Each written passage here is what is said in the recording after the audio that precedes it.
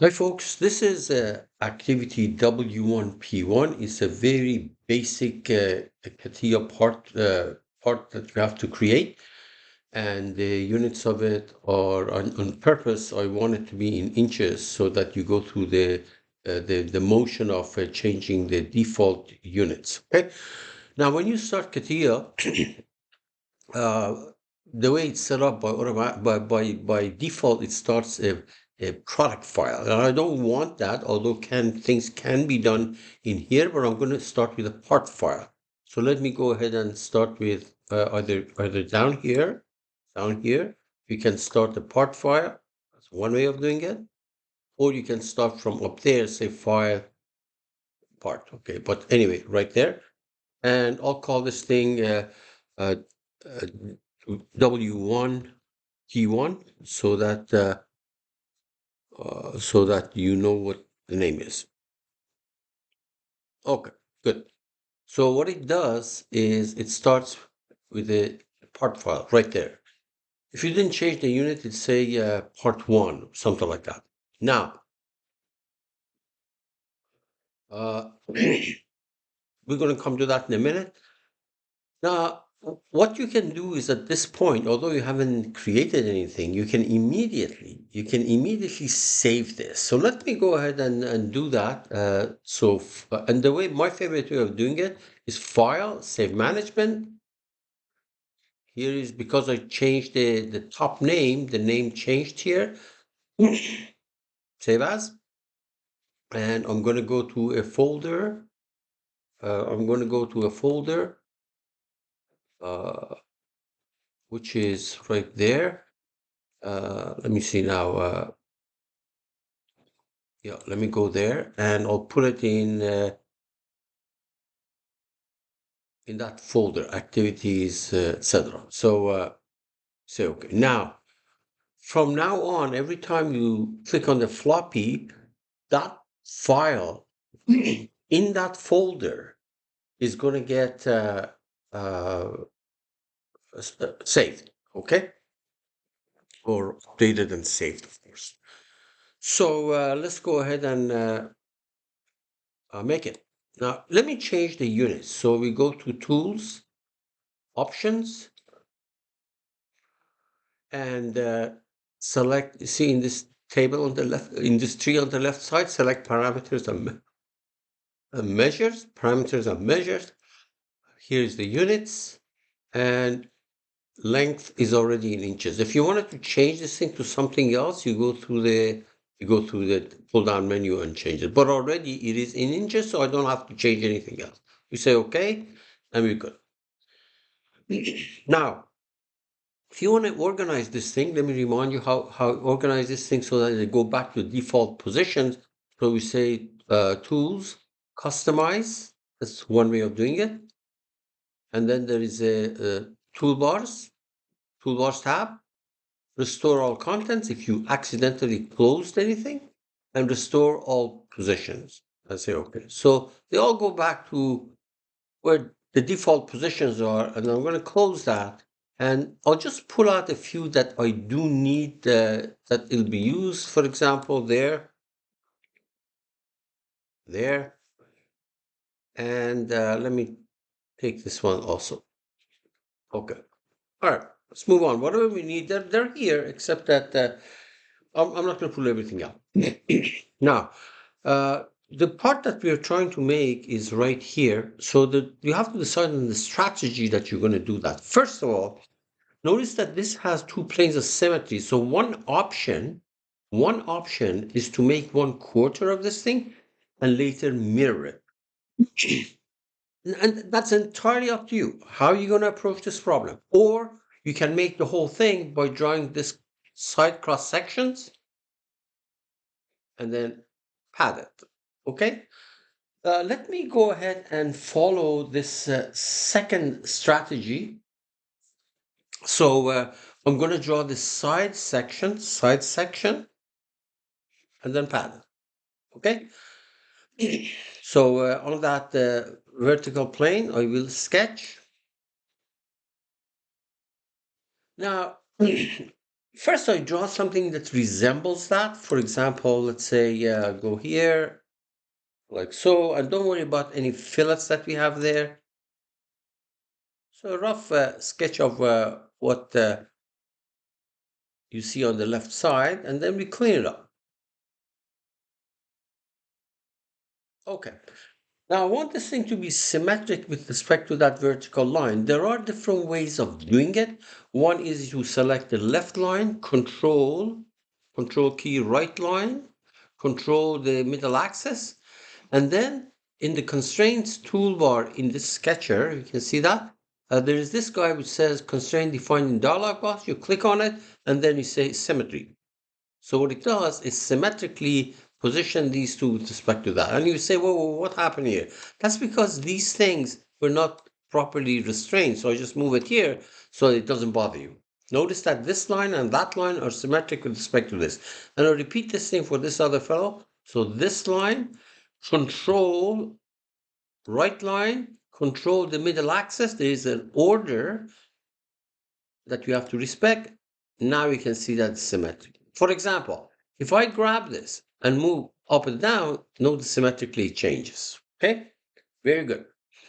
Now let's go ahead and put some dimensions here. For example, we know that this is 14, obviously the other one is 14, and this whole thing is 98. So let's go ahead and do that. Uh, uh, First of all, let's put a dimension here so that we have an idea how big this thing is in inches. Right now it says uh, uh, almost 1 inch, right? So if I decided to make this thing 14 inches, it's going to be a disaster.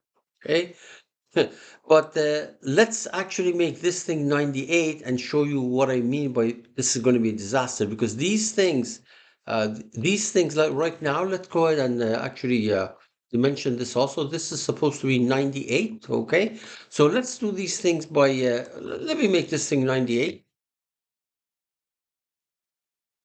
And that's what I mean by disaster. That's because this dimension was too small and the height is too small. Okay, so let me make this thing. Let me make this thing 14 as it's supposed to be. Okay, good. Now this height, that height is supposed to be 20. So let's select this and dimension it.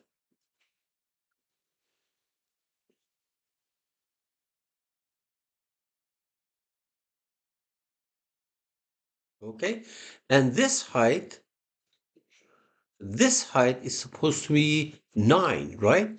So I go and dimension from here, or this height, it's going to be 9. Good. So now what you see is this guy, except for the fillets that we're going to clean up later on. Okay, good. Now what is this pad? You can pad it this way. You can pad it this way by what is that? 42 inches. Or you can pad it 21 in each direction. Okay, so let me do that. I go here, exit. Where's the exit thingy? Right there. Exit. Pad it symmetrically. Let me see now. Let me see. 21. 21. Mirror extent, that means symmetrically. So it's going to be 21 this way, 21 this way, and then we got what we have. So what you see there is actually this fellow on the bottom. Okay, now a couple of things we are going to do. If you want a fillet there, looks like there's a fillet radius of what is that, 5 inches. You can do it here, or you could have done it in the sketch before you padded it, but I'm going to do that right now. So let's go on the dress ups. What are the things that we need for the dress up here? It's one other thing I'm going to pull out. This is dress up feature, and there's the surface fillet right there. See this? Edge fillet. So this edge and that edge, I'm going to do it, two of them. Yep, two elements. and it's going to be radius of 5, right? Radius of 5 there. So what you see there now is that guy. Okay, now the question is, what are we going to do with this circle? Okay, no problem. So what we can do is that on that top face, I will sketch. I'm going to draw a circle, and the nice thing about symmetrically having mirrored it is that when I draw one of these circles in the middle, I can do that. It's going to be symmetric from both sides. What's the radius of that circle? The diameter of it is 12, or radius is 6. So let's go ahead and make it. This radius is going to be 6, or this is diameter, so I can change it to 12. Okay. Now, where is it positioned? It is positioned exactly in the middle, which is good. And it is from the top edge is 24. Okay. So the dimension from here, from the center of this to that top edge is 24. So what we've got is now, where is this? Is now that circle. Okay. All right. So exit, exit. And we're going to make a pocket all the way through. So here's a pocket, pocket, uh, all the way through, or to 21 inches, which makes it all the way through. Though. So what you see now is this circle. Now I can mirror this on the other side. So look at the options for mirroring and things like that. Well, you're not going to see it here. Let's move this thing out. It says transformation, and here is the mirror option. So mirror that pocket with respect to that vertical plane that we made. Remember, we made things symmetric with respect to vertical edge or axis when we were in the sketcher. That's going to be very helpful because now we just mirror it. So we have done that guy. Now let's do the rest of this. Okay, so notice that what I have here is kind of a when you look at this thing from the top, you basically see uh, a rectangle. So let's do it on that top face. What was the size of that rectangle? The width of it is 14. So on that face, I will sketch. Okay, so let me draw my rectangle, and maybe we're going to clean it up like this. Now, the only thing is that this and that with respect to symmetric, with respect to the axis here. So this control that, control this. We're going to go constraint in a constraint definition, symmetric. Okay. We know that this thing is 14. Was it 14? Yeah, pretty sure it was 14. This is supposed to be 14. Okay. And I want these things to be, on these things coincident with that edge. So you can make that dimension 0, or you can say that guy control this vertical one. You go to the constraints definition, okay, and then you make it coincident. There we are. Same thing on this side. This line control that line. Coincident.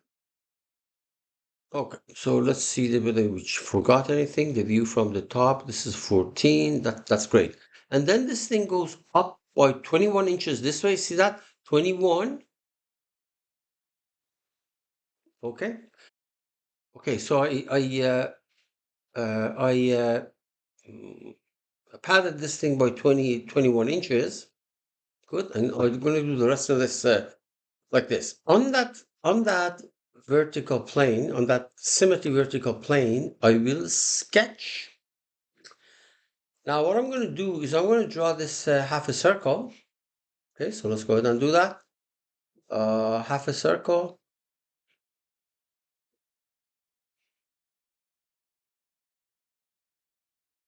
From here to here. Okay. Obviously, the radius of that circle is going to be 21. We know that. And why don't we do the following? Let me close that. What I mean by close that, I put a line from here to there. That's a closed, oops, that's a closed curve. So except that these are not at the right spot. So let me look at here's a view from the front. You can see that actually these are not, when I drew this thing, they're not well done. So there are different ways of fixing it. In fact, you can see that if I can grab this thing and do it like that, then you got a problem. Okay, so there are different ways of fixing this thing. For example, you can say this line, control that line, make it coincident. Okay, that's one. And then this point, control that point, coincident.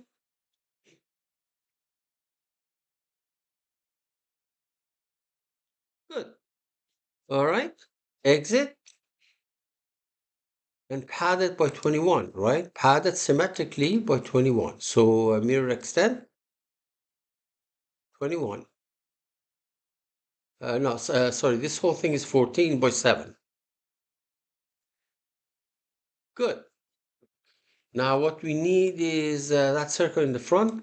So on that plane, I will sketch a circle, full circle. You clean it up. This is the middle line, middle point. So what I want to do is I want to make these two concentric with each other. So that circle, control that circle. You make it concentric, shift it up, exit, exit, and then we pocket it all the way to the end. I would have preferred to draw that thing on the middle plane, the symmetry plane, and just symmetrically pocket it, but that's okay. It did the job. So do we have? Yeah, just noticed a couple of things. Well, first of all, let's save this thing in case things crash. So if you click on that floppy, it's going to save it in that same folder and updates that file. Okay, so you click on it. Good. Now, I just noticed two things. One is there's this diameter I did not specify. Okay, the diameter of that inner circle diameter should be 20, and also I didn't specify any fillets here, surface or edge fillet. The only thing is that the dimension of the edge fillet is not given in the drawing, so I just use 5. Okay, so that's missing, that dimension is missing. So let's go ahead and let's go to that circle which came from that pocket, and dimension it. Notice that there's no dimension, that's why it's white here. So diameter 20. Okay, that's good. Exit, exit. And let's put an edge fillet here. So we're going to put in the dress up feature, here's the edge fillet. You see this? Dress up feature, first one. So I use this edge and that edge, and I make it 5 inches. Very good. So that is more representative of this drawing that was given to us. Okay. Yeah, sometimes dimension is missing. If that is the case, you let me know, or I mean, yep, let me know. All right, let's click on the floppy so that everything is saved there. Very good. And we are pretty much done. I'm pretty sure we have modeled this thing the way it is, right? Good. By the way, let me see.